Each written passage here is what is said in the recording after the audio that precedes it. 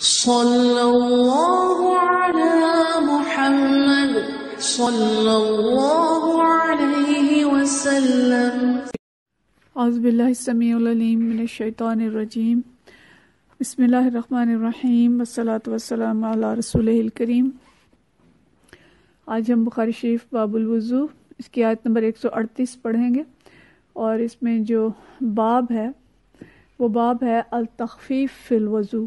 کہ وضو میں تخفیف کے بارے میں، یعنی وضو کس طرح سے کس موقع پہ کم بھی کیا جا سکتا ہے، اور کم وضو سے بھی نماز ہو سکتی ہے۔ حدیث نمبر 138 ہے، اور یہ حدیث ہے حضرت قریب عن ابن عباس رضی اللہ تعالیٰ عنہ عن نبی صلی اللہ علیہ وسلم۔ قریب جو ہیں حضرت ابن عباس کے غلام تھے رضی اللہ تعالیٰ عنہ کے، انہوں نے حضرت ابن عباس نے ان کو آزاد کر دیا تھا، یہ بہت بڑے عالم تھے، تو ان سے یہ روایت ہے کہ حضرت ابن عباس رضی اللہ تعالیٰ عنہ نبی کریم صلی اللہ علیہ وسلم سے بیان فرماتے ہیں کہ ایک دن نبی صلی اللہ علیہ وسلم نام حتی نفخ، کہ نبی کریم صلی اللہ علیہ وسلم سو گئے یہاں تک کہ آپ کے سانس کی یا خراٹوں کی آواز آنے لگی۔ ثم صلی، پھر آپ صلی اللہ علیہ وسلم نے نماز پڑھی۔ وربما، اور کبھی انہوں نے یہ بھی لفظ استعمال کیا قالستجا حتی نفخ، کہ بھئی آپ صلی اللہ علیہ وسلم کروٹ پہ لیٹ گئے اور آپ کے سانس کی آواز آنے لگی۔ یہ دیانت ہے حدیث کے بیان میں کہ ایک چھوٹے سے چھوٹی جو کیفیت ہے اس کو بھی بیان کیا گیا، اور راوی نے بھی دونوں طرح کے الفاظ بیان کیے، کہ کبھی حضرت ابن عباس نے صرف یہ کہا کہ نام حتی نفخ، کہ آپ سو گئے اور آپ کے سانس کی یا خراٹوں کی آواز آنے لگی، اور کبھی حضرت ابن عباس نے فرمایا کہ قال استجع حتی نفخ، کہ آپ لیٹ گئے کروٹ پہ اور آپ کے جو خراٹے ہیں ان کی آواز آنے لگی۔ ثم قام، پھر کھڑے ہوئے، فصلی، اور نماز پڑھی۔ ثم حدثنا به سفیان، حضرت سفیان نے اس حدیث کو پھر بیان کیا، مرتن بعد مرتن، یعنی بار بار اس حدیث کو بیان کیا، عن عمر عن قریب، یہ بیچ میں راوی آ رہے ہیں حضرت عمر سے، حضرت قریب سے، عن ابن عباس، انہوں نے پھر حضرت ابن عباس رضی اللہ تعالیٰ عنہ سے، قال بت عند خالتی میمونۃ لیلۃ، یہ پیچھے حدیث ہم پڑھ چکے ہیں کہ حضرت ابن عباس نے فرمایا کہ میں ایک دن اپنی خالہ میمونہ کے ہاں سویا، فقام النبی صلی اللہ علیہ وسلم من اللیل، پھر نبی کریم صلی اللہ علیہ وسلم رات کو اٹھے، فلما کان فی بعض اللیل، یعنی اس حال میں اٹھے کہ ابھی رات کا کچھ حصہ جو ہے وہ باقی تھا، یعنی تہجد کے وقت اٹھے۔ قام النبی صلی اللہ علیہ وسلم، آپ صلی اللہ علیہ وسلم اٹھے، فتودع، آپ نے وضو فرمایا، من شن معلق، ایک لٹکی ہوئی مشک سے، یعنی ویسے تو وضو کسی برتن سے، پانی سے، بالٹی سے، لوٹے سے کیا جاتا تھا، لیکن اس دن آپ صلی اللہ علیہ وسلم نے ایک لٹکی ہوئی مشک سے وضو کیا، وضوءً خفیفاً، مختصر سا وضو کیا، خفیف وضو کیا۔ اور حضرت عمر نے اس کے لیے یخففہ عمر ویقللہ، کبھی تخفیف کا لفظ استعمال کیا اور کبھی تقلیل کا لفظ استعمال کیا۔ اس کی ہم تفصیل آگے دیکھتے ہیں۔ تو دیکھیں دو چیزیں یہاں پہ معلوم ہو رہی ہیں کہ ایک تو لٹکی ہوئی مشک سے وضو کیا، یعنی پانی اس مشک میں سے نیچے آ رہا تھا، وہ ٹوٹی کی طرح، نل کی طرح پانی اوپر سے کھلا، اور آپ صلی اللہ علیہ وسلم نے اس سے وضو کیا۔ یہ ضروری نہیں کہ وضو جو ہے وہ لوٹے سے ہی کیا جائے یا ایسی چیز سے ہی کیا جائے جو نیچے کو برتن پڑا ہو، بلکہ بوقت ضرورت آپ ٹیپ سے، نل سے، اوپر سے آتے ہوئے پانی سے وضو کر سکتے ہیں، یعنی اس میں یہ کوئی ایسی شرط نہیں ہے کہ وضو جو ہے بس لوٹے سے ہی کیا جائے، اور وہ بھی خاص طور پہ مٹی کے لوٹے سے ہی کیا جائے، ایسی کوئی شرط نہیں ہے۔ اسلام آسان ہے، اور وقت کی ضرورت کے تحت جس طرح کے جدید تقاضے ہیں ان کو پورا کرتے ہوئے ہم ٹیپ سے، نل سے، کسی بھی طرح کے جو پانی کا ذریعہ اس سے وضو کر سکتے ہیں۔ اور حضرت عمر نے لفظ جو تخفیف اور تقلیل استعمال کیا، یخففہ و یقللہ، تو یخففہ جو ہے یہ وضو کے کیفیت کا نام ہے کہ خفیف وضو کیا، مختصر وضو کیا، یعنی ایک ایک دفعہ اعضاء کو دھویا، اور یقللہ کا مطلب ہے کہ پانی جو ہے وہ کم استعمال کیا، پانی کی تقلیل۔ وقام ویصلی، پھر آپ صلی اللہ علیہ وسلم کھڑے ہوئے اور آپ صلی اللہ علیہ وسلم نے نماز پڑھی۔ پھر وہ فرماتے ہیں فتودعت نحوا، اسی طرح میں نے بھی وضو کیا جیسے آپ صلی اللہ علیہ وسلم نے کیا تھا، فتودعت نحوا مما تودع، کہ جیسے آپ صلی اللہ علیہ وسلم نے وضو کیا تھا ویسے ہی میں نے کیا۔ ثم جئت فقمت عن یسارہ، کہ پھر میں آیا اور میں نبی کریم صلی اللہ علیہ وسلم کے بائیں طرف کھڑا ہو گیا۔ وربما، اور کبھی انہوں نے فرمایا قال سفیان نے عن شمال ہی، یعنی کبھی یسار کا لفظ استعمال کیا اور کبھی شمال کا لفظ استعمال کیا۔ یہ دونوں الفاظ بائیں جانب کے لیے استعمال ہوتے ہیں عربی میں، یسار اور شمال۔ تو یہاں بھی دیانت دیکھیں کہ انہوں نے جو دو الفاظ، کسی روایت میں یسار کا لفظ آیا اور کسی میں شمال کا لفظ آیا، تو راوی نے یہ دونوں بھی بیان کر دیے تاکہ اگر کسی کو کنفیوژن نہ ہو، جی یہ تو دیکھیں حدیث میں ایک میں یہ استعمال ہوا ہے، ایک میں یہ استعمال ہوا ہے، گویا راوی کو غلط بات کر رہا ہے، تو وضاحت کر دی گئی کہ کسی روایت میں یسار کا لفظ آیا ہے اور کسی میں شمال کا لفظ آیا۔ تو حضرت ابن عباس نبی کریم صلی اللہ علیہ وسلم کی بائیں جانب کھڑے ہوئے وضو کر کے فحولنی فجعلنی عن یمینہ، پھر وہ فرماتے ہیں کہ نبی کریم صلی اللہ علیہ وسلم نے مجھے پھیر دیا، مجھے پکڑا اور مجھے گھما کے اپنی دائیں جانب کر دیا۔ ثم صلی ما شاء اللہ، پھر نماز پڑھی جتنی اللہ نے چاہا، یعنی اس وقت انہوں نے نفل پڑھے اور یہ بھی آتا ہے کہ وتر پڑھے اور فجر کی سنتیں پڑھی۔ ثم استجع، پھر آپ لیٹ گئے، فنام، پھر آپ سو گئے، حتی نفخا، کہ آپ کی جو خراٹوں کی آواز آنے لگی۔ ثم اتاہ المنادی فآذنہ بالصلاۃ، پھر مؤذن آیا اور اس نے اذان دی یا بلایا نماز کے لیے۔ فقام معہ الی الصلاۃ، پھر کہتے ہیں کہ میں بھی کھڑا ہو گیا اور نبی کریم صلی اللہ علیہ وسلم کے ساتھ نماز کے لیے گیا۔ فصلی ولم تودع، نبی کریم صلی اللہ علیہ وسلم نے نماز پڑھی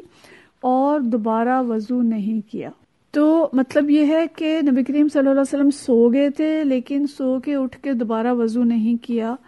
تو اس پہ کوئی ہمیں یہ سوچ کسی کو نہ آئے جی ہم سو کے اور اٹھ کے اسی طرح سے نماز پڑھ سکتے ہیں، بلکہ یہ مخصوص تھا صرف نبی کریم صلی اللہ علیہ وسلم کے ساتھ۔ صحابہ کرام یہ بیان فرما رہے ہیں کہ ہم نے سنا تھا اس بات کی، ہم نے پڑھا تھا یا لوگوں سے سنا تھا کہ نبی کریم صلی اللہ علیہ وسلم کی آنکھیں سوتی تھی، دل نہیں سوتا تھا۔ اگر انبیاء کی نیند بھی اتنی گہری نیند ہو تو انبیاء وحی کو نیند میں نہ پکڑ سکیں، نہ کیچ کر سکیں، جبکہ ہم یہ دیکھتے ہیں کہ نبی کریم صلی اللہ علیہ وسلم کی وحی کا آغاز ہی خوابوں سے ہوا تھا، سچے خوابوں سے ہوا تھا، اور انبیاء کو جو خواب آتے ہیں وہ بھی وحی کی ایک قسم ہوتی ہے، تو وحی نہیں وہ پکڑ سکتے اگر ان کا دل بھی غافل ہو جائے۔ تو انبیاء کے دل کبھی بھی غافل نہیں ہوتے چاہے وہ نیند میں ہوں، لہٰذا انہیں نیند میں معلوم ہوتا ہے کہ ان کا وضو ٹوٹا کہ نہیں ٹوٹا، ان کو کوئی حدث لاحق ہوا کہ نہیں ہوا، اس لیے ان کی نیند ناقص الوضو نہیں۔ لیکن ہم لوگ، عام لوگوں کی نیند ناقص الوضو ہے، ہم سوتے ہیں تو گہری نیند سو جاتے ہیں، اور خاص طور پہ اگر خراٹوں والی نیند میں چلے گئے ہیں تو ہمیں تو بالکل بھی پتہ نہیں چلتا کہ اس نیند میں ہم نے کیا کچھ کیا، ہمارا وضو باقی رہا یا نہیں رہا۔ اس لیے یہ باقی لوگوں کے لیے نہیں ہے، یہ صرف نبی کریم صلی اللہ علیہ وسلم کے لیے تھا کہ آپ کا وضو سونے سے بھی نہیں ٹوٹتا تھا۔ اور پھر اسی میں آگے وضاحت کر رہے ہیں، قال عمر کہتے ہیں سمعت عبید بن عمیر یقولو، کہ عبید بن عمیر فرماتے ہیں رؤی الانبیاء وحی، کہ انبیاء کا جو خواب ہیں وہ وحی ہوتے ہیں۔ ثم قرأ، پھر انہوں نے یہ آیت پڑھی انی ارا فی المنام انی اذبحک، یہ حضرت ابراہیم علیہ السلام کے بارے میں جب انہوں نے اپنے بیٹے سے کہا، اسماعیل علیہ السلام سے، کہ میں نے خواب میں یہ دیکھا کہ میں تمہیں ذبح کر رہا ہوں، اور جب یہ خواب انہوں نے اپنے بیٹے کو سنایا تو حضرت اسماعیل نے کیا جواب دیا تھا؟ انہوں نے فرمایا تھا یا ابت افعل ما تؤمر، کہ میرے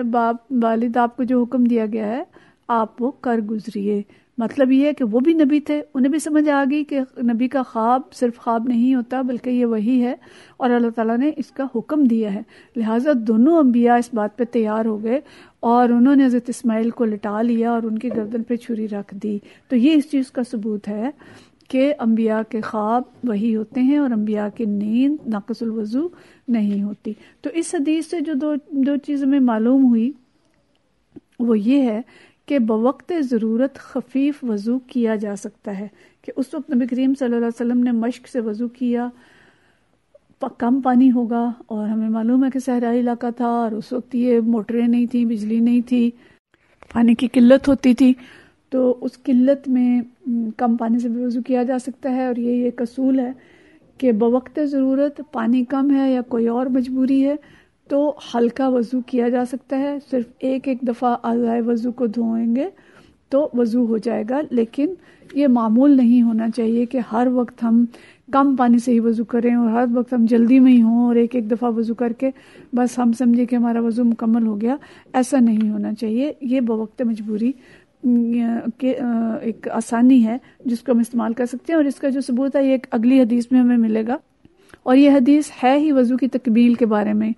جو اگلا باب ہے، باب اسباغ الوضو، کہ وضو کی تکمیل کے بارے میں یہ باب ہے۔ اب اس تکمیل میں جو حدیث لائے ہیں امام بخاری رحمۃ اللہ علیہ، حدیث نمبر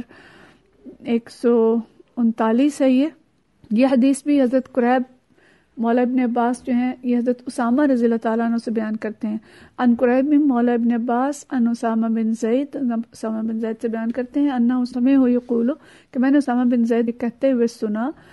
کہ دفع رسول اللہ صلی اللہ علیہ وسلم من عرفہ کہ نبی کریم صلی اللہ علیہ وسلم حج کے موقع پہ عرفات سے لوٹے، حتی اذا کان بالشعب کہ حتیٰ کہ آپ ایک گھاٹی کے قریب پہنچے، نزلہ وہاں اترے، فبالا پھر آپ صلی اللہ علیہ وسلم نے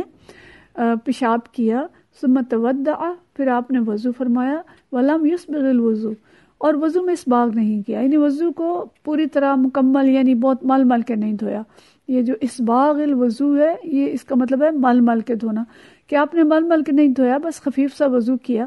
فقلت پھر میں نے کہا الصلاۃ یا رسول اللہ صلی اللہ علیہ وسلم، میں نے کہا کہ نماز یا رسول اللہ صلی اللہ علیہ وسلم، فقال آپ نے فرمایا الصلاۃ امامک کہ نماز ابھی آپ کے آگے ہے، یعنی آگے جا کے ہم نماز پڑھیں گے۔ فرکبا پھر آپ سوار ہوئے، فلما جاء مزدلفہ جب آپ مزدلفہ میں پہنچے، نزل فتودع پھر آپ اترے اور آپ نے وضو کیا، فاسبغ الوضو پھر آپ صلی اللہ علیہ وسلم نے وضو میں اسباغ کیا، یعنی پھر خوب مل مل کے دھویا، اعضاء کو مکمل طور پہ دھویا۔ ثم اقیمت الصلاۃ تو پھر نماز کے لیے اقامت کہی گئی، فصلی المغرب پھر آپ صلی اللہ علیہ وسلم نے مغرب پڑھی، ثم اناخ کل اناس بعیرہ فی منزلہ پھر تمام لوگوں نے اپنے اونٹ ان کی جو منزل تھی جگہ تھی وہاں پہ باندھ دیے، ان کو کھڑا کر دیا۔ ثم اقیمت العشاء پھر عشاء کے لیے اقامت کہی گئی، فصلی پھر عشاء کی نماز پڑھی گئی، ولم یصلی بینہما ان دونوں نمازوں کے درمیان کوئی اور نماز نہیں پڑھی گئی۔ تو یہاں پہ جو چیز ہمیں مل رہی ہے، دو کیفیات وضو کی مل رہی ہیں۔ ایک کیفیت یہ ہے کہ آپ صلی اللہ علیہ وسلم مزدلفہ سے جب چلتے ہیں، عرفات سے چلتے ہیں تو وہاں پہ نماز مغرب نہیں پڑے گی۔ ہمیں معلوم ہے کہ میدان عرفات سے مغرب کے وقت کوچ ہوتا ہے، لیکن سنت یہ ہے کہ مغرب اور عشاء اکٹھی کر کے مزدلفہ میں پڑھی جائیں گی، راستے میں بھی نہیں پڑھی جائیں گی۔ تو ایک تو اس چیز کا اظہار ہو رہا ہے کہ آپ صلی اللہ علیہ وسلم بغیر نماز پڑھے وہاں سے چل پڑے، راستے میں ضرورت پیش آئی تو اترے اور ضرورت سے فارغ ہوئے، وضو کیا، لیکن ہلکا وضو کیا، اس لیے کہ آپ صلی اللہ علیہ وسلم